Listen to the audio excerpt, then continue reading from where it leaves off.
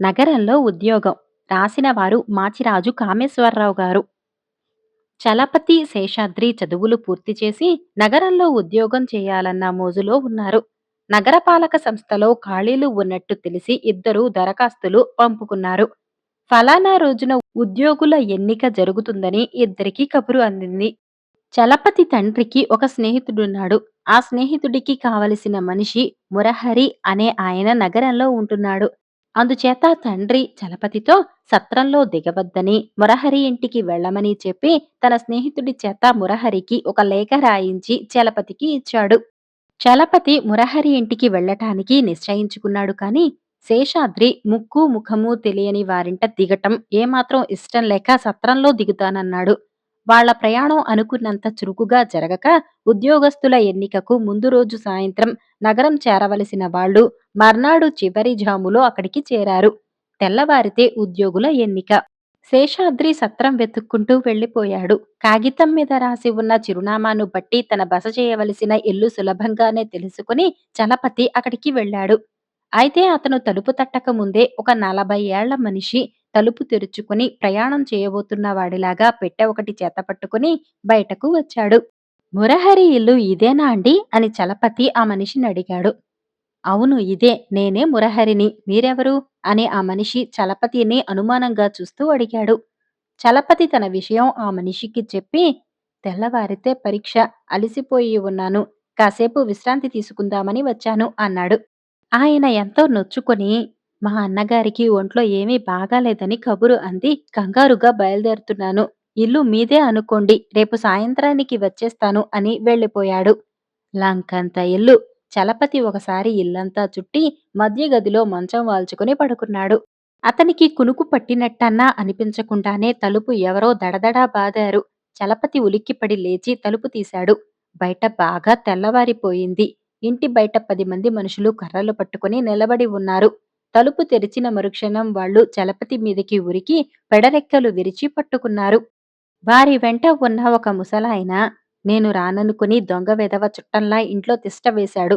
ఎందుకైనా మంచిది, డబ్బు నగలు చూసుకుంటాను అని లోపలికి వెళ్లి పెట్టి తెరిచి చూసుకుని గుండెలు బాదుకుంటూ, నగలు లేవు, డబ్బు లేదు, ఈ దొంగ వెధవ ఎవరికో ఇచ్చి పంపేసి ఉంటాడు అంటూ చలపతి పీక పట్టుకున్నాడు. నేను దొంగను కాను, నాకేమీ తెలియదు, ఇంతకు ముందే ఇక్కడికి వచ్చాను అని చలపతి జరిగిందంతా చెప్పాడు. అంతా అబద్ధం, నీ తోడు దొంగ ఎక్కడ ఉంటాడో చెప్పు అంటూ చలపతి వీపు మీద 4 దెబ్బలు వేశాడు ముసలాయన. చలపతి అవమానంతో కుంగిపోయాడు. ఉద్యోగ పరీక్ష సమయం అయిపోతుందని ఒక పక్క ఆందోళన, కొత్త ఊరు కొత్త మనుషులును. ఈ ఊళ్ళో తనను ఎవరు గుర్తించుతారు? తనకు ఇల్లు అప్పచెప్పినవాడు దొంగ అన్నమాట. నగరంలో దొంగలు అంత ఘరానాగా ఉన్నారన్నమాట. అతను అందరికీ దణ్ణాలు పెట్టి, ఆ మనిషి దొంగ అని నాకు తెలీదు, నేనిక్కడికి ఉద్యోగం కోసం వచ్చాను, మా నాన్నగారి మిత్రుడు ఈ చిరునామా కాగితం ఇచ్చాడు, ఇంతకు ఇది మురహరి గారి ఇల్లు కాదా అంటూ తన వద్ద ఉన్న లేఖ వారికి చూపాడు.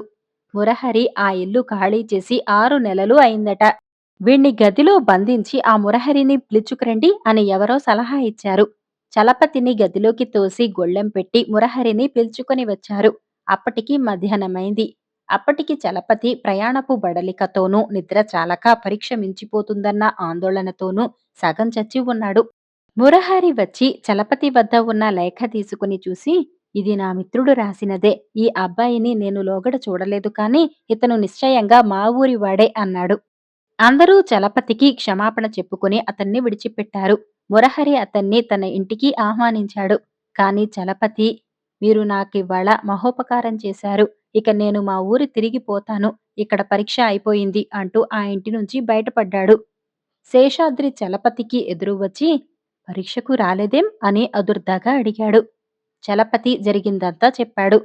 అంతా విని శేషాద్రి, నీకు నగరంలో ఉద్యోగం సరిపడదు, నగరంలో మోసాలు సర్వసామాన్యం, అయితే వాటిని తెలివిగా ఎదుర్కోవాలి, నువ్వు ఏం చెప్పినా ఆ స్థితిలో వాళ్ళు వినరు కాబట్టి దొంగను చూపిస్తానంటూ వారిని నగరపాలక సంస్థకు తీసుకురావాల్సింది, అక్కడ నేనుంటాను, మన దరఖాస్తులు సంస్థలో ఉంటాయి, వాటిని పట్టి నువ్వు దొంగ కాదని తేలికగా రుజువయ్యేది, నువ్వు పరీక్షకు హాజరు కూడా అయ్యేవాడివి, నన్ను 2 రోజుల్లో ఉద్యోగంలో చేరమన్నారు, ఈలోగా నిన్ను మీ నాన్నకు అప్పచెప్పి వస్తా అన్నాడు.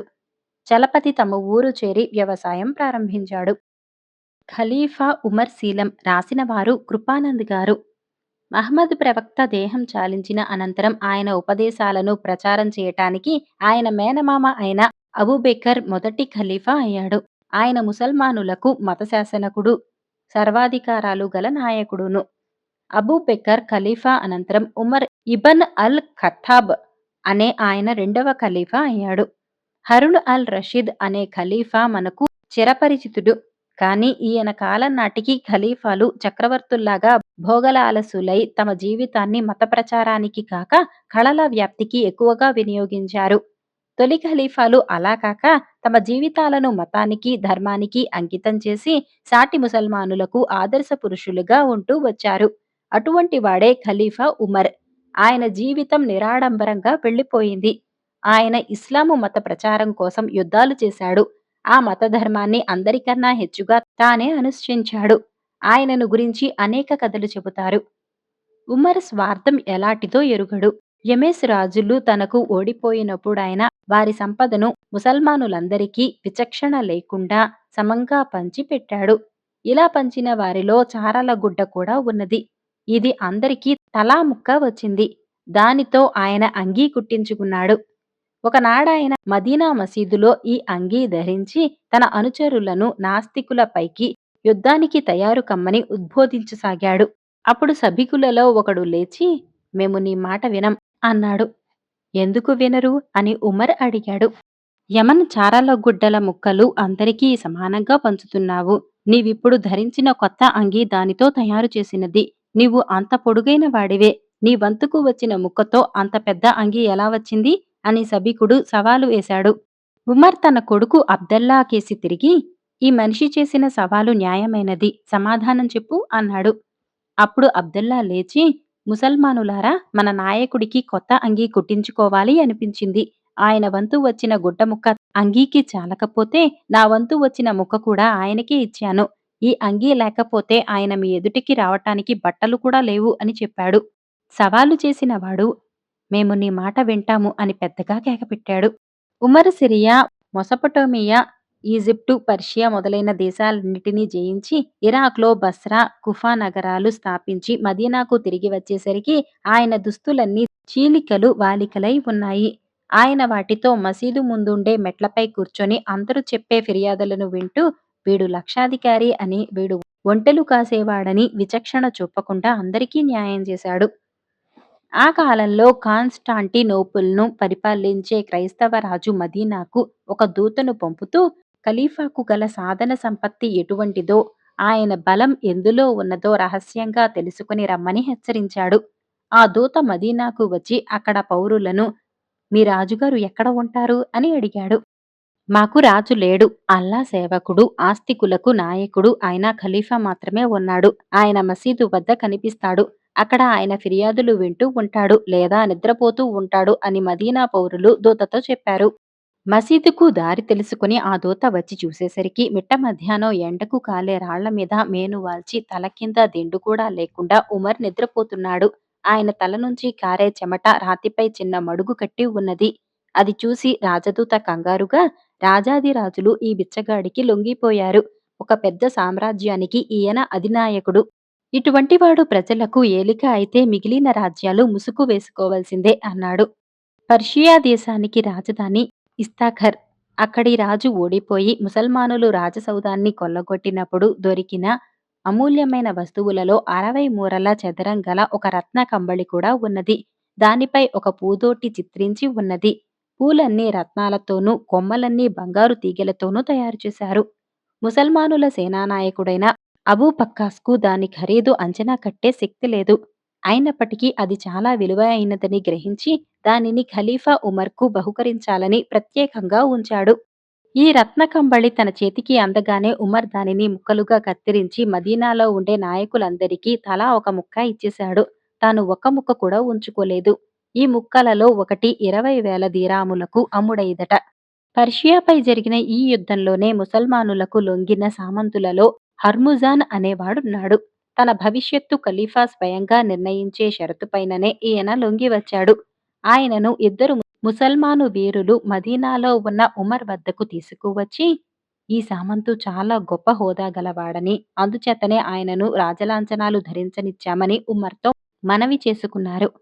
ఉమర్ మసీదు ఆవరణలోకి చింకి బట్టలతో ఒక చింకి చాపపై ఒంటరిగా కూర్చొని ఉన్నాడు. తలకు తురాయి, జలతారు ఉపవస్త్రము ధరించి ఉన్న సామంతు ఖలీఫాను చూసి విస్మయం చెందాడు. ఖలీఫా ఆ సామంతును చూసి, నీ వంటి వారిని అణచటానికే ఆయన ఇస్లామును అవతరింపజేశాడు అని సింహగర్జన చేశాడు.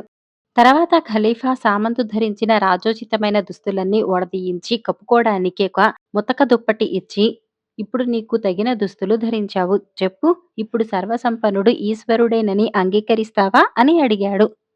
ఇది ఈశ్వరుడి పనే అయి ఉండాలి మరి. ఆయన తటస్థంగా ఉండిపోయినప్పటికీ మేము మిమ్మల్ని జయించి ఉండేవారమే. మా గత చరిత్రను బట్టి నేనా మాటను రూఢిగా చెప్పగలను. ఆ ఈశ్వరుడు కూడా మీ పక్షాన చేరి పోరాడబట్టే మాకు అపజయం కలిగింది అన్నాడు పర్షియా దేశపు సామంతు. ఈ మాటలలోని వ్యంగ్యం చెవిన పడేసరికి ఖలీఫా కనుబొమ్మలు రౌద్రంగా ముడిపడ్డాయి. తనకు మూడిందని సామంతు అనుకున్నాడు. తనలో తల ఎత్తిన ప్రాణభయాన్ని కప్పిపుచ్చటానికి ఆయన దాహమైనట్టు నటిస్తూ మంచినీరు కావాలని అడిగాడు. ఆయనకొక మట్టి పాత్రలో మంచినీరు అందించారు. అది చేత పట్టుకొని తాగకుండా ఖలీఫా కేసి చూశాడు. ఎందుకు జంకుతున్నావ్ అని ఉమర్ అతనిని అడిగాడు. నేను నీరు తాగుతుండే సమయంలో ఎవరైనా నన్ను పొడి చేస్తారేమోనని అనుమానంగా ఉంది అన్నాడు సామంతు. అలాంటి శంకెల నుంచి అల్లా నన్ను కాపాడుగాక. ఆ నీటితో నీ నోరు తడిసి నీ దాహం తీరే వరకైనా నీకు ఏ అపాయమూ జరగదని అభయం ఇస్తున్నాను అన్నాడు ఉమర్. ఈ మాట వింటూనే సామంతు హర్ముజాన్ తన చేతిలోని పాత్రను మెట్ల మీద విసిరికొట్టాడు. ఉమర్ అతన్ని శిక్షించకుండా విడిచిపుచ్చి తన మాట చెల్లించుకున్నాడు.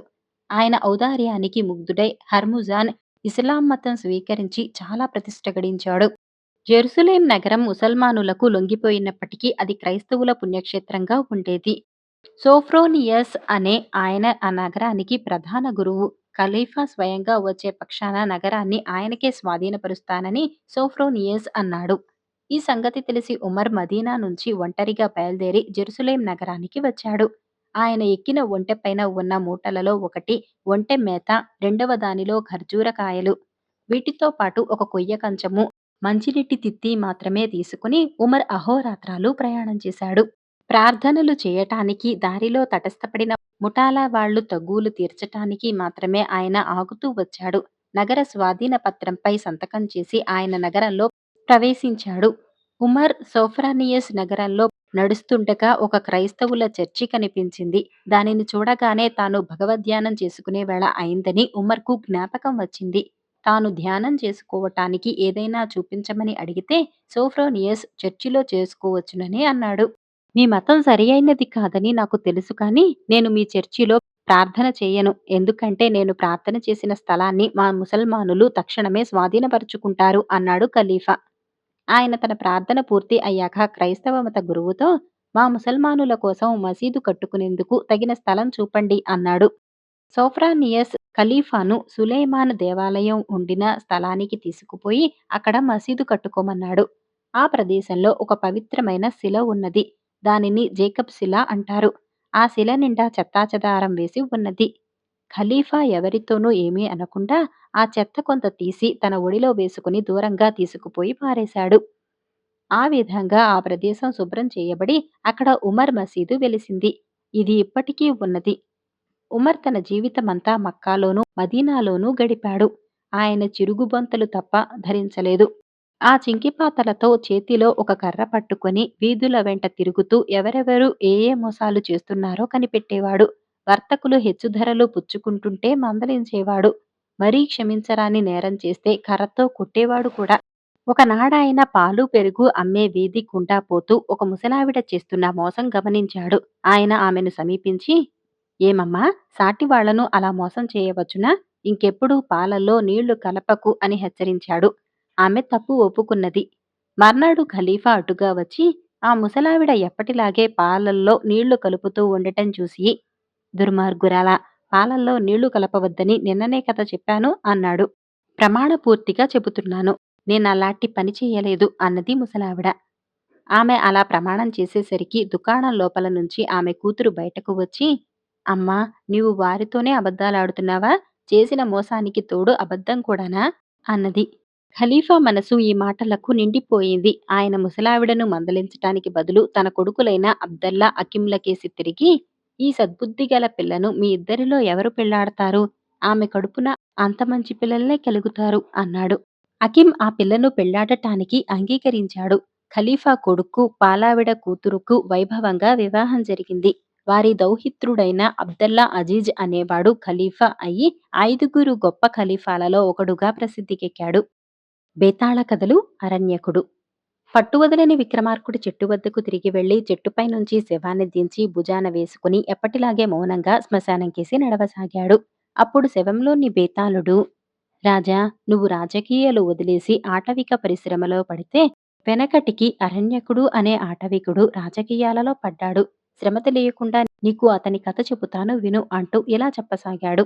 చంద్రగిరి రాజు అమరపాలుడంటే ఎంతలేసి రాజులకు సింహస్వప్నం. అతనితో యుద్ధం చేసి ఓడని రాజులు లేరు. అతను అలా అజేయుడిగా నిలవటానికి కారణం సేనలలోని ఆటవిక దళాలు. ఈ ఆటవికుల కుదురు చంద్రగిరి రాజ్యంలోని కీకారణ్యాలు. అక్కడ ఆటవికుల స్థావరాలు ఉండేవి. వారికి ఒక నాయకుడు ఉండేవాడు. చంద్రగిరి రాజ్యం కోసం అతను, అతని ప్రజలు ఏం చేయమన్నా చేశారు. అమరపాలుడితో ఆటవిక నాయకుడు చాలా అన్యోన్యంగా ఉంటూ అతనికి ఏటా అటవీ సంపదలతో పాటు మెరికల లాంటి యువకులను సైనికులుగా కూడా పంపేవాడు. వారితోనే అమరపాలుడు తన ఆటవిక సైనిక దళాలను నిర్మించుకొని దాపులో ఉన్న ఒక్కొక్క రాజ్యాన్ని పాదాక్రాంతం చేసుకొని ఆ రాజుల నుంచి కప్పం పుచ్చుకుంటూ వచ్చాడు. ఇలా కొంతకాలం జరిగినాక ఆటవికుల నాయకుడి కొడుకు అరణ్యకుడు తమ జాతికి తీరని ద్రోహం జరుగుతున్నదని శంకించాడు. ప్రతి ఏడు అమరపాలుడి మనుషులు వచ్చి అటవీ సంపదను సేనలో చేరటానికి ఆటవిక యువకులను కప్పంలాగా పట్టుకుపోతారు. అతను తండ్రితో ఒకసారి వాదన వేసుకున్నాడు. "మనం రాజుకు కప్పం ఎందుకు కడుతున్నాం? ఆయన మనని ఎప్పుడు జయించాడు? మన సంపదను, మన యువకులను కొల్లగొట్టి మనను దరిద్రులుగాను, బలహీనులుగాను ఉంచే అధికారం రాజుకు ఎలా వచ్చింది?" అరణ్యకుడి తండ్రి నవ్వి, "రాజు వద్ద ఉన్న ఆటవిక దళాలు మనవి కావా? రాజు బలం మన బలం కాదా? రాజు మనవాడుగా ఉండగా మనకేసి ఎవరన్నా కన్నెత్తి చూడగలరా?" అన్నాడు. "నువ్వు పొరబడ్డావు.